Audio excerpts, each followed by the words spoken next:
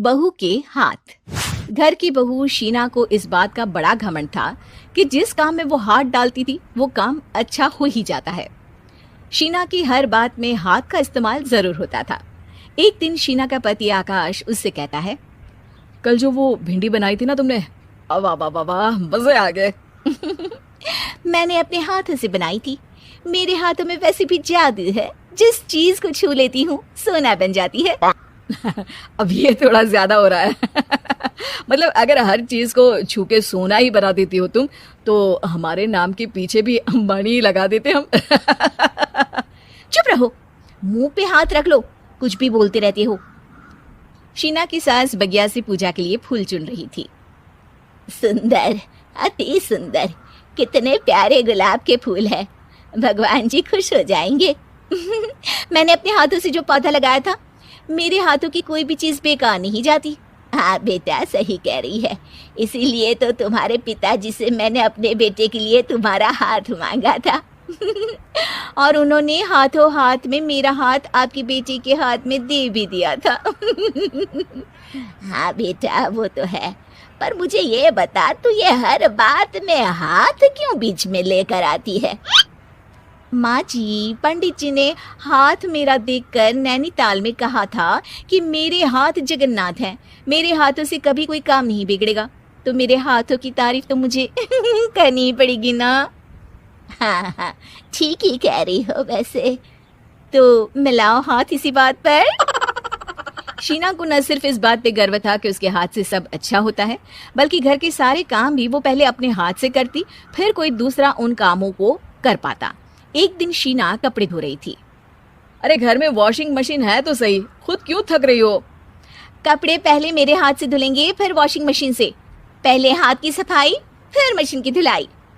अगर आज डाकू गब्बर सिंह होता ना, तो वो ये हाथ मुझे दे दे ठाकुर तुमसे जरूर कहता, और मैं तो दिलवा भी देता तुम्हारे हाथ। हर एक काम में हाथ बटाओ, ज्यादा जुबान न चलाओ, वरना दूंगी एक उल्टे हाथ से। क्या दोगी? कपड़े दूंगी, लो निचोड़ो। ऐसे ही एक दिन, अरे बहू, ये सोफे पर चढ़कर हाथ से पंखा क्यों घुमा रही हो? माँ जी, क्योंकि मेरे हाथ से घूमेगा तो ज्यादा अच्छे से हवा देगा। अरे बेटा, फिर तो तुम गाड़ी का पहिया भी हाथ से घुमा के मायके जाया करो। एक बार आकाश ने घर पर कार लाने की बात छेड़ी। माँ, सोच रहा हूँ कि एक कार लेकर आता हूँ। ले ले बेटा, क्यों नहीं? अरे पैसे हो तो हवाई जहाज भी ले लेना। हाँ, पैसा तो हाथ का मेल है, ले लेते हैं। इस हाथ पैसे देंगे, उस हाथ कार ले लेंगे। मुझे तो लगता है कि बहू कार भी अपने हाथों से धक्का लगाकर घर लाएगी। वो तो नहीं करूंगी, लेकिन सबसे पहले स्टीयरिंग पर हाथ मैं ही लगाऊंगी, ताकि गाड़ी का आना शुभ हो। अरे घर ले आने तो दो, फिर हाथ लगा लेना। लेकिन शीना नहीं मानती। अगले दिन ही सब कार लेने जाते हैं। शीना सेल्समैन से कहती है, भैया ये कार बहुत पसंद है, पैक कर दो। अरे ओ भाग्यवान, 2 मीटर कपड़ा नहीं है जो पैक करवा ले, जरा चला कर तो देखने दो।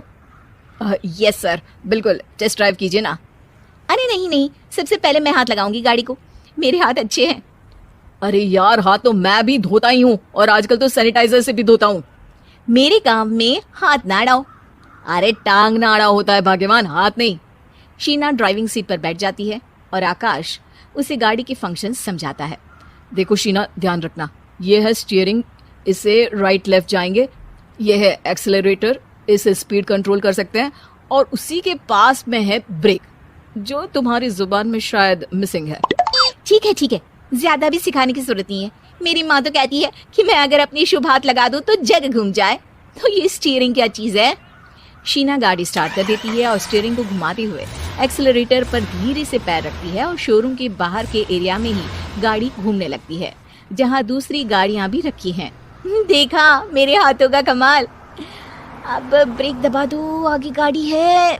शीना आगे गाड़ी देखकर घबरा जाती है और पाँव गलती से एक्सेलरेटर पर पड़ जाता है। कार आगे खड़ी एक बड़ी गाड़ी में घुस जाती है। दोनों कार से उतरते हैं। सेल्समैन भागते हुए आता है। अरे 7 लाख की गाड़ी खरीदने आए थे और 15 लाख की गाड़ी ठोक दी। Oh my God. आकाश की माँ, आकाश और शीना घबरा जाते हैं।